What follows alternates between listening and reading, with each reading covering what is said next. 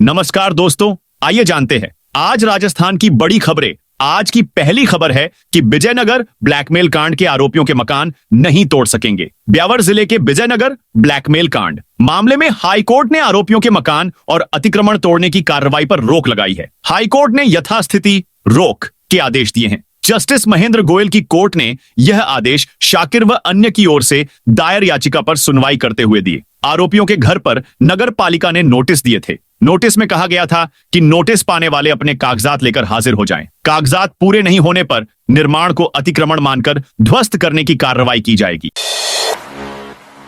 महिलाओं के लिए रोडवेज बसों में मुफ्त यात्रा। राजस्थान सरकार ने महिलाओं को अंतर्राष्ट्रीय महिला दिवस के अवसर पर एक अनोखी सौगात दी है। इस दिन प्रदेश की महिलाएं और बालिकाएं बिना कोई किराया दिए राजस्थान रोडवेज की बसों में सफर कर सकेंगी। यह सुविधा सिर्फ एक दिन के लिए उपलब्ध होगी। अंतर्राष्ट्रीय महिला दिवस के अवसर पर शनिवार 8 मार्च को प्रदेश में महिलाएं एवं बालिकाएं राजस्थान रोडवेज की बसों में निःशुल्क यात्रा कर सकेगी। इसके लिए बुधवार को रोडवेज अध्यक्ष शुभ्रा सिंह के निर्देशों पर आदेश जारी किए। जयपुर की सड़कों से जल्द गायब हो जाएंगे भिखारी। राजस्थान की राजधानी जयपुर में जल्द ही सड़कों से भिखारी गायब हो जाएंगे। जयपुर की गौरवशाली परंपरा और छवि को बनाए रखने के लिए राज्य सरकार भिखारियों का पुनर्वास करवा रही है। इस दिशा में काम भी शुरू हो गया है। बुधवार को जयपुर कलेक्टर जितेंद्र कुमार सोनी ने कलेक्ट्रेट में बैठक भी है, जिसमें उन्होंने शहर को भिक्षावृत्ति मुक्त बनाने के लिए विभागीय अधिकारियों को समन्वय बनाकर काम करने के निर्देश दिए हैं। विजयनगर ब्लैकमेल कांड में एक और आरोपी गिरफ्तार। अजमेर विजयनगर ब्लैकमेल कांड में पुलिस ने एक और आरोपी अमान उर्फ अमन को गिरफ्तार किया है। इस मामले में दर्ज अलग अलग 3 मुकदमों में अब तक पुलिस ने 14 आरोपियों को पकड़ा है। इनमें से 3 विधि के विरुद्ध संघर्षित बालक हैं। पुलिस के अनुसार आरोपी तारों का खेड़ा निवासी अमान उर्फ अमन मंसूरी पुत्र शफी मोहम्मद स्कूली छात्राओं से दोस्ती कर आरोपियों से मिलवाने में मदद करता था। आरोपी से पूछताछ की जा रही है। जयपुर में स्टूडेंट के लिए आईपीएल टिकट 500 रुपए की होगी। जयपुर में आईपीएल मैचों के दौरान स्टूडेंट की टिकट 500 रुपए की होगी। स्टूडेंट आई कार्ड दिखाकर टिकट ले सकेंगे। एक स्टूडेंट को एक ही टिकट मिलेगा। जयपुर में पहला मैच राजस्थान रॉयल्स और रॉयल चैलेंजर्स बेंगलुरु के बीच 13 अप्रैल को खेला जाएगा। अगर किसी मैच के टिकट की डिमांड ज्यादा होगी तो उसकी रेट भी ज्यादा होगी। कम डिमांड होने पर टिकट की दर कम भी रह सकती है। यह जानकारी राजस्थान रॉयल्स के उपाध्यक्ष राजीव खन्ना ने दी। 10 मार्च से शुरू होगी गेहूं की खरीदी। राजस्थान सरकार ने किसानों के लिए बड़ा फैसला लिया है। राज्य में 10 मार्च से गेहूं की खरीद शुरू होगी। सरकार ने किसानों को राहत देते हुए बोनस राशि 125 रुपए से बढ़ाकर 150 रुपए प्रति क्विंटल कर दी है। इस तरह किसानों को गेहूं का कुल न्यूनतम समर्थन मूल्य 2575 रुपए प्रति क्विंटल मिलेगा।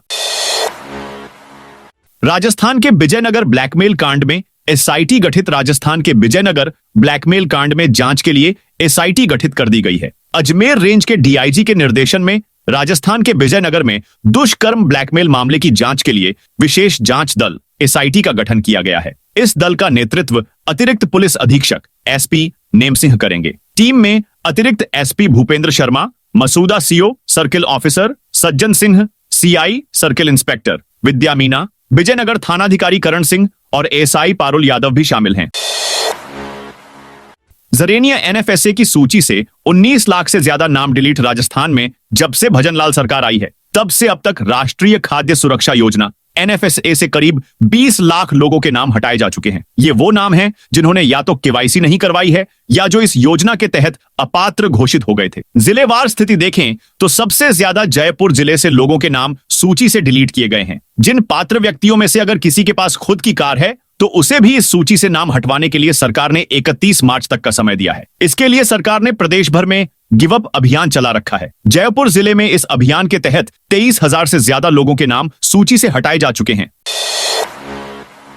8 मार्च को जैसलमेर बंद का आह्वान। विश्नोई समाज और अन्य 36 कौम ने 8 मार्च को जैसलमेर बंद का आह्वान किया है। इसके तहत गुरुवार को कलेक्टर को ज्ञापन देकर अवगत भी करवाया गया। पर्यावरण संघर्ष समिति हेजरला के संयोजक रामगोपाल विश्नोई ने शुक्रवार को जैसलमेर में एक बैठक कर बंद को लेकर रणनीति बनाई। रामगोपाल विश्नोई ने बताया कि शुक्रवार शाम को 7 बजे मशाल जुलूस निकालेंगे। उन्होंने बताया कि सरकार से राज्य वृक्ष के संरक्षण और राजस्थान ट्री प्रोटेक्शन एक्ट की मांग को लेकर 8 मार्च को बंद का आह्वान किया गया है।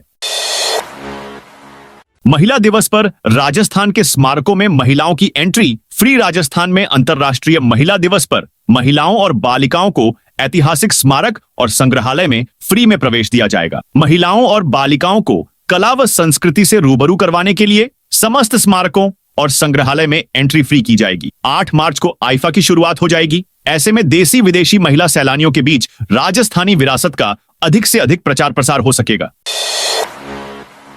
सज्जनगढ़ अभयारण्य में बेकाबू होती जा रही आग। राजस्थान के उदयपुर जिले के सज्जनगढ़ अभयारण्य में मंगलवार से आग भड़की हुई है। पिछले 2 दिन से आग को बुझाने के प्रयास हो रहे हैं, लेकिन तेज हवा के कारण आग बेकाबू होती जा रही है और अब बहुत बड़े इलाके में फैल चुकी है। आग अब आबादी वाले इलाके के नजदीक पहुंच रही है। आग की लपटों से निकला काला धुआं दूर से ही दिखाई दे रहा है। इसे विकराल रूप लेता देख आसपास के इलाके में दहशत फैल गई है। इसके बाद आसपास के बहुत से घरों को खाली कराया जा रहा है। किसी बड़ी अनहोनी को टालने के लिए एहतियातन घरों के अंदर रखे गैस सिलेंडरों को दूर रखवाया जा रहा है। लोगों से उनके मवेशियों को भी हटाने के लिए कहा जा रहा है।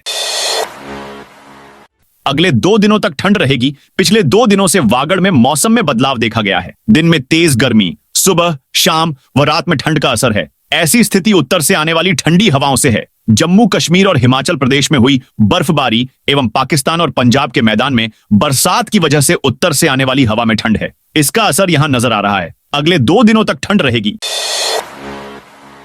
शहर में 2 पारियों में लगातार सफाई। अजमेर नगर को स्वच्छता रैंकिंग में बेहतर बनाने के लिए निगम प्रशासन ने पूरी ताकत लगा रखी है। शहर के कचरा डिपो सहित उसके बाहर तक से लगातार कचरा हटाया जा रहा है। कई क्षेत्रों में निर्मित सार्वजनिक स्नानघर, शौचालय, मूत्रालयों की भी दशा पलट रही है। निगम आयुक्त देशलदान ने भी आमजन से सफाई में भागीदार बनकर सहयोग देने की अपील की है।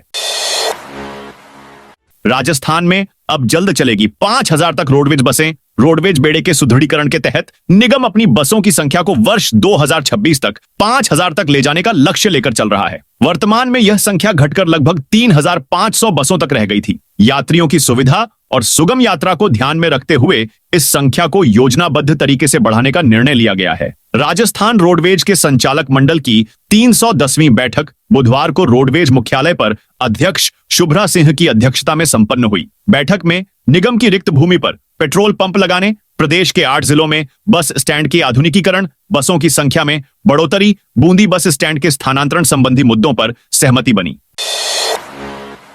राजस्थान के टॉप प्लेयर्स को सम्मानित करेगी RCA ad hoc committee. Rajasthan cricketer association के एडहॉक कमेटी द्वारा मौजूदा क्रिकेट सत्र में शानदार प्रदर्शन करने वाले प्रदेश के टॉप खिलाड़ियों को सम्मानित किया जाएगा। इसके लिए जयपुर में मार्च महीने के आखिरी सप्ताह में अवार्ड फंक्शन का आयोजन किया जाएगा, जिसमें खेल मंत्री राज्यवर्धन सिंह राठौड़ प्रदेश के टॉप खिलाड़ियों को सम्मानित करेंगे।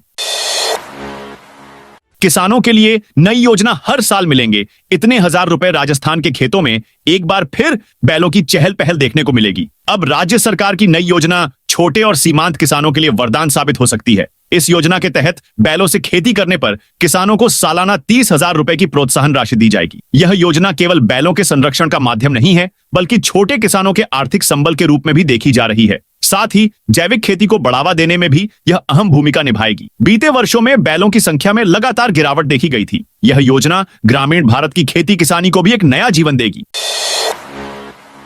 फरवरी में राशन से वंचित को 10 मार्च तक मिलेगा। राशन खाद्य सुरक्षा योजना के तहत फरवरी में राशन से वंचित रहे उपभोक्ताओं को अब मार्च में एक साथ दोनों माह का राशन मिलेगा। फरवरी में आवंटित खाद्यान्न का तकनीकी समस्याओं से पूरी तरह से वितरण नहीं हो सका था। ऐसे में फरवरी में राशन से वंचित उपभोक्ताओं के लिए भी अवधि 10 मार्च तक बढ़ा दी है। जयपुर नगर निगम में शामिल होंगे 80 नए गांव। जयपुर में करीब 30 साल बाद नगर निगम की सीमा का विस्तार होगा। जयपुर जिला प्रशासन ने नगर निगम के पुनर्गठन पर काम शुरू कर दिया है। जयपुर, सांगानेर और आमेर उपखंड के 80 नए गांव नगर निगम में जोड़ने की तैयारी की जा रही है। इनमें सबसे ज्यादा 46 गांव सांगानेर उपखंड के हैं। जयपुर उपखंड के 26 और आमेर के 8 गांव को शहरी क्षेत्र में शामिल करने का प्रस्ताव तैयार किया गया है। इन 80 गांवों को जोड़ने का प्रस्ताव सरकार को भेजने का निर्णय लिया जा चुका है।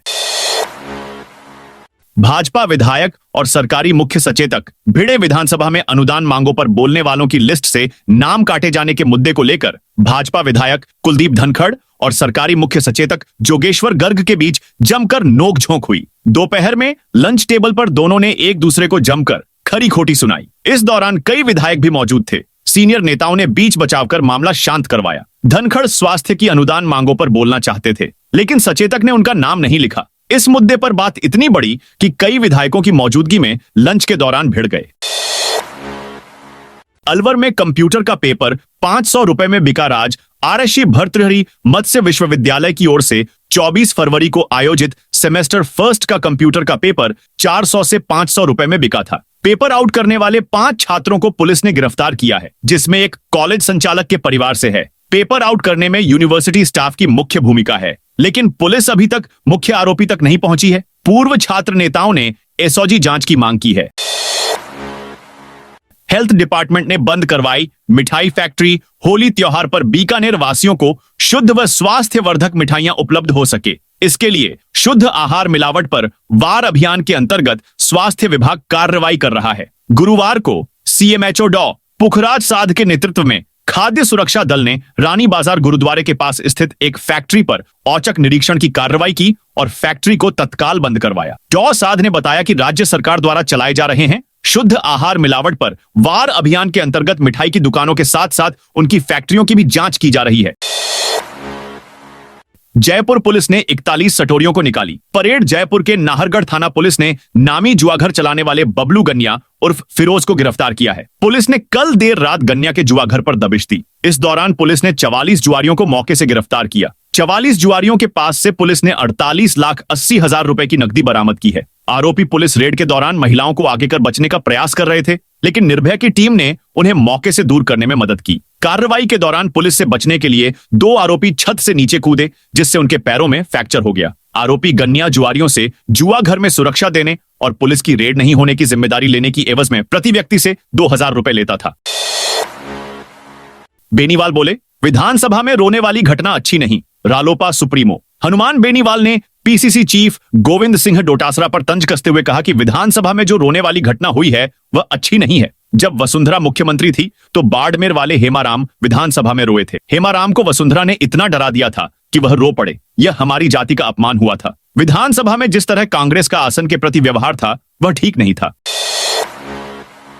विधायक उदयलाल भड़ाना बोले, बहन बेटी पर बुरी नजर डालने वालों की आंखें निकालो। भीलवाड़ा के एक कैफ में दुष्कर्म किया जाता था। ऑनर खुद अपने मोबाइल में वीडियो बनाकर लड़कियों को ब्लैकमेल करता था। वहीं अजमेर के विजयनगर में स्कूली छात्राओं से आरोपी रोजे रखवाते थे और कलमा पढ़वाते थे। आरोपियों के लिए फांसी की मांग की जा रही है। इन दोनों मामलों को लेकर भीलवाड़ा के मांडल विधायक उदयलाल भड़ाना ने गुरुवार को कहा, बहन बेटियों पर बुरी नजर डालने वालों की आंखें निकाल लो, इनका आर्थिक बहिष्कार कर दो।